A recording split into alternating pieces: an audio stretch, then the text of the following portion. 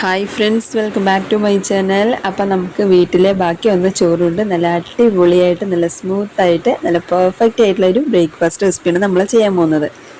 അപ്പം നമ്മൾ ഇത് കണ്ടല്ലോ, അപ്പോൾ ഇതുപോലൊരു ബൗളിൽ ഞാൻ ഒരു കപ്പ് ബാക്കി വന്ന ചോറ് എടുത്ത് വെച്ചിട്ടുണ്ട് കേട്ടോ. അപ്പോൾ ആ ചോറ് നമ്മൾ ജാറിലേക്ക് ഇട്ട് നന്നായിട്ടൊന്ന് അടിച്ചെടുക്കാം.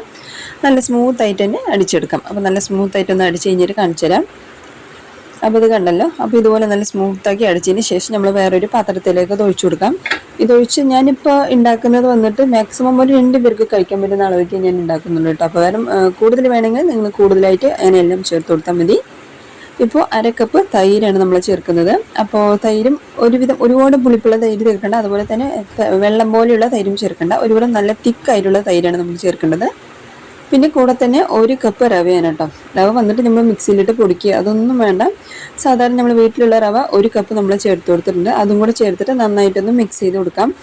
നന്നായിട്ട് മിക്സ് ചെയ്തതിന് ശേഷം പിന്നെ നമുക്കിത് മാക്സിമം ഞാനിപ്പോൾ 1 മണിക്കൂർ മാറ്റി വെച്ചിട്ടുണ്ടായിരുന്നു.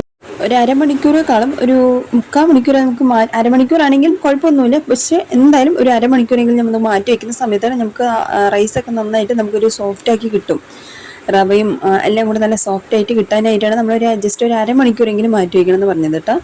അപ്പോൾ നമ്മൾ 1 കപ്പ് റവയിൽ ബാലൻസ് ഉണ്ടായിരുന്നു. അപ്പോൾ അതും കൂടെ ഇട്ട് കൊടുത്തിട്ട് ഒന്നുകൂടി നന്നായിട്ട് മിക്സ് ചെയ്തിട്ട് ഞാൻ 1 മണിക്കൂറൊക്കെ മാറ്റി വെച്ചിട്ടുണ്ടായിരുന്നു കേട്ടോ. അപ്പോൾ ഞാനിപ്പോൾ ഒരു 9 മണിക്ക് ചെയ്യുകയാണെങ്കിലും ഞാൻ 8 മണിക്ക് തന്നെ ഇതെല്ലാം മിക്സ് ചെയ്ത് റെഡിയാക്കി വെച്ചിട്ടുണ്ടായിരുന്നു കേട്ടോ. അപ്പോൾ നല്ല സോഫ്റ്റ് കിട്ടും നമുക്ക്.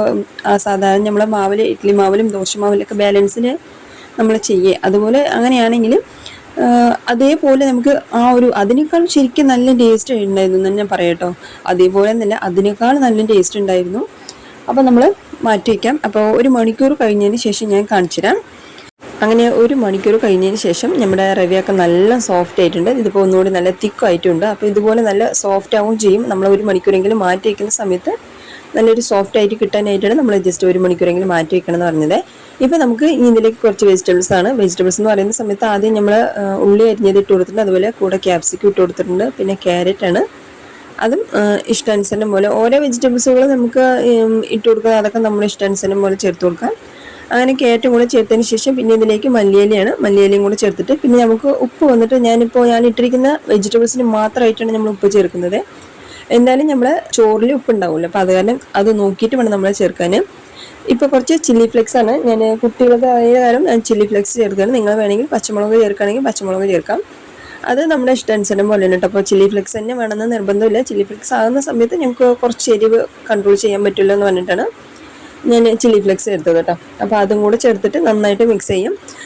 അങ്ങനെ എല്ലാം മിക്സായി വന്നതിന് ശേഷം നമുക്കിതൊന്ന് വറുവിട്ട് കൊടുക്കണം, അതായത് നമ്മൾ ഒന്ന് താളിച്ച് കൊടുക്കണം. അപ്പോൾ അതിന് വേണ്ടി നമുക്ക് എന്തായാലും വെളിച്ചെണ്ണയിലാണ് കേട്ടോ നമ്മൾ ചെയ്യുന്നത്. അപ്പോൾ അങ്ങനെ അവസാനം നമ്മൾ അങ്ങനെ താളിച്ച് കൊടുക്കുന്ന സമയത്താണ് നമുക്ക് നല്ല ടേസ്റ്റ് കിട്ടും. നമുക്ക് കറി ഇല്ലെങ്കിലും വെറുതെ ആണെങ്കിലും കഴിക്കാം കേട്ടോ. അപ്പോൾ കറി തന്നെ നിർബന്ധമില്ല. എന്തായാലും ഞാനിപ്പോൾ സാമ്പാറിനായിട്ടാണ് നമ്മൾ റെഡിയാക്കിയത്. അപ്പോൾ ഞാൻ ഒന്ന് താളിച്ചിട്ട് കൊടുക്കാനായിട്ട് 2 ടീസ്പൂൺ വെളിച്ചെണ്ണ ഒഴിച്ചു കൊടുത്തിട്ടുണ്ട്. ഇപ്പോൾ വെളിച്ചെണ്ണ തന്നെ വേണമെന്നില്ല, നമുക്ക് ഏതാണെങ്കിലും കുഴപ്പമില്ല. അങ്ങനെ 1 ടീസ്പൂൺ കടുകും കൂടി ഇട്ടതിന് ശേഷം പിന്നെ 1 ടീസ്പൂൺ ജീരകം ഇട്ട് കൊടുത്തിട്ടുണ്ട്. ചെറിയ ജീരകം കൂടി ഇട്ടതിന് ശേഷം പിന്നെ നന്നായിട്ടൊന്ന് പൊട്ടി വരട്ടെ. നമ്മുടെ കടുക് നന്നായിട്ട് പൊട്ടി വന്നതിന് ശേഷം പിന്നെ ഇതിലേക്ക് കുറച്ച് കറിവേപ്പിലയാണ് ഇട്ട് കൊടുക്കുന്നത്. അതും കൂടി ഇട്ട് കഴിഞ്ഞാൽ പിന്നെ നമുക്ക് നമ്മുടെ മാവിലേക്ക് ഇത് ഒഴിച്ചു കൊടുക്കാം. അപ്പോൾ ഇതും കൂടെ ഒഴിച്ചിട്ട് നന്നായിട്ട് കറിവേപ്പില നന്നായിട്ട് മിക്സ് ചെയ്തതിന് ശേഷം പിന്നെ നമുക്ക് ഇതിലേക്ക് ഒഴിച്ചു കഴിഞ്ഞാൽ നന്നായിട്ട് നമ്മുടെ ബാറ്റർ റെഡിയാക്കി എടുത്തിരിക്കുകയാണ്.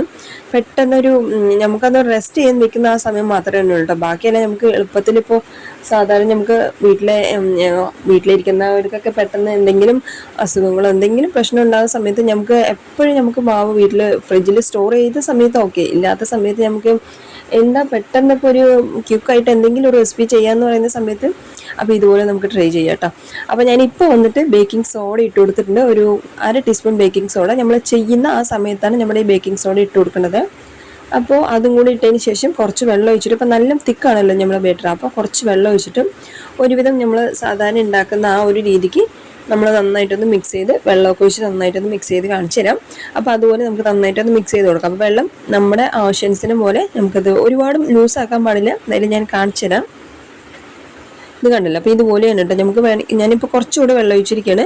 ഇനി ഇതിനേക്കാളും നിങ്ങൾ വെള്ളം ഒഴിക്കുന്ന സമയത്ത് നമുക്ക് കറക്റ്റായിട്ട് കിട്ടില്ല. പിന്നെ നമുക്ക് വേറൊന്ന് പറയേണ്ടതെന്ന് പറഞ്ഞ സമയത്ത് റേഷനരിയിൽ ഇത് ചെയ്യാൻ പറ്റുമോ എന്നുള്ളത് എനിക്ക് സംശയമുണ്ട് കേട്ടോ. ഞാനത് ട്രൈ ചെയ്തിട്ടില്ല. അങ്ങനെ ഞാനിപ്പോൾ സാധാരണ പൊന്നിയരി കൊണ്ടിട്ടാണ് നമ്മൾ ചെയ്തത്. റേഷനരിയിലാകുന്ന സമയത്ത് ചിലപ്പോൾ ഒരു കയ്യിലൊട്ടുന്ന രീതിക്കോ അങ്ങനെ ആവുമോ എന്നുള്ളത് എനിക്കറിയില്ല. എന്തായാലും ഞാനത് ട്രൈ ചെയ്തിട്ടില്ല. അപ്പോൾ നമ്മളിപ്പോൾ നമ്മുടെ ഉണ്ണിയപ്പം കല്ലിൽ നമ്മൾ ഒഴിച്ചു കൊടുക്കണം. കുറച്ച് എണ്ണ ഒഴിച്ചു കൊടുത്തിട്ട് നമ്മൾ സാധാരണ നമ്മൾ ഉണ്ടാക്കുന്ന പോലെ തന്നെയാണ് നമ്മൾ ഉണ്ടാക്കുന്നത് കേട്ടോ. അപ്പോൾ ഇത് കണ്ടില്ല, അപ്പോൾ ഈ ഒരു തിക്നെസ് വേണം കേട്ടോ. ഈ ഒരു തിക്നെസ്സാണ് നമുക്ക് കറക്റ്റായിട്ട് ഉണ്ടാകുന്നത്. ഉള്ളിൽ നമുക്ക് വെജിറ്റബിൾസ് ഒക്കെ ഇട്ടാലും കുഴന്നോ അല്ലെങ്കിൽ കയ്യിൽ ഒട്ടിക്ക് പിടിക്കുന്ന പോലെ അങ്ങനെയൊന്നും ഉണ്ടാവില്ല കേട്ടോ. നമ്മൾ സാധാരണ ദോശമാവിലോ ഇഡ്ലി മാവ് ബാലൻസ് വെച്ചിട്ടോ അല്ലെങ്കിൽ ഉണ്ണിയപ്പം ഉണ്ടാക്കാൻ വേണ്ടിയിട്ട് നമ്മൾ അരച്ച മാവ് റെഡിയാക്കുന്ന സമയത്തും എങ്ങനെയാണ് ഉണ്ടാകുന്നത് അതുപോലെ തന്നെയാണ് ഉണ്ടാകുന്നത്. ഒരു വ്യത്യാസമില്ല. എക്സ്ട്രാ ടേസ്റ്റ് തന്നെ ഉണ്ടെന്ന് തന്നെ പറയട്ടെ. നമുക്ക് വേറെ വെജിറ്റബിൾസ് ചേർക്കുകയാണെങ്കിലും ചേർക്കാം.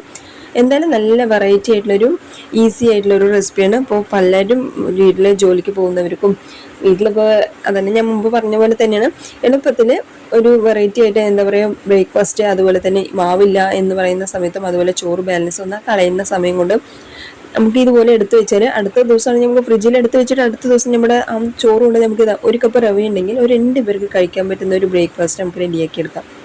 നല്ല വെറൈറ്റി ആയിട്ടുള്ള ഒരു ടേസ്റ്റ് ഉണ്ട്. ഞാനിപ്പോൾ ഇതിൻ്റെ കോമ്പിനേഷൻ പറയുന്ന സമയത്ത് ഞാൻ പറഞ്ഞ പോലെ സാമ്പാറാണ് റെഡിയാക്കിയിരുന്നത്. സാമ്പാർ നല്ല തേങ്ങ ചമ്മന്തി ആണെങ്കിലും ഏതിൻ്റെ കൂടെ ആണെങ്കിലും ഈ ഒരു ബ്രേക്ക്ഫാസ്റ്റ് നമുക്ക് റെഡിയാക്കി എടുക്കാം. നല്ലൊരു വെറൈറ്റി ആയിട്ടുള്ള ബ്രേക്ക്ഫാസ്റ്റാണ്. ഇപ്പം ഞാൻ കുറച്ചുകൂടെ എണ്ണ ഒഴിച്ച് കൊടുത്തിട്ടുണ്ട്. നമ്മൾ കുറച്ചുകൂടെ എണ്ണ ഒഴിക്കുന്ന സമയത്ത് ഒന്നുകൂടി അടിയിൽ ഭാഗം നമുക്കൊന്ന് ക്രിസ്പി ആകാനായിട്ടാണ് നമ്മളൊന്ന് അങ്ങനെ കഴിക്കുന്ന സമയത്ത് നല്ല ടേസ്റ്റ്. നമ്മളിപ്പോൾ അടച്ച് വെച്ചിട്ടാണല്ലോ നമ്മൾ വേവിച്ചത്.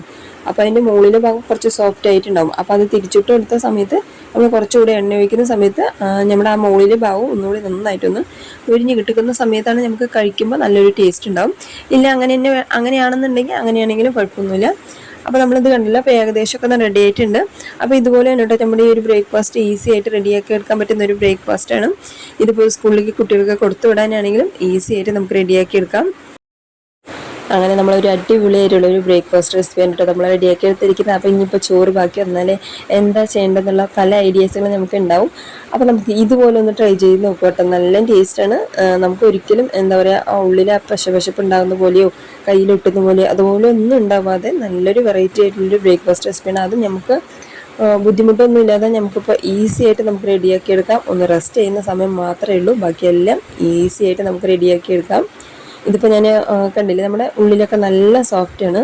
കയ്യിലൊന്നും ഒട്ടാറുണ്ടാവില്ല കേട്ടോ. നമ്മൾ സാധാരണ മാവ് കൊണ്ട് ഉണ്ടാക്കിയ പോലെ തന്നെയാണ്, ഉള്ളിലൊന്നും ഒട്ടാത്ത രീതിക്ക് നമുക്ക് കയ്യിലൊന്നും ഒട്ടില്ല. കണ്ടില്ലേ, നല്ല സോഫ്റ്റ് ആയിട്ടുള്ളൊരു ബ്രേക്ക്ഫാസ്റ്റാണ് നമ്മൾ റെഡിയാക്കി എടുത്തിരിക്കുന്നത്.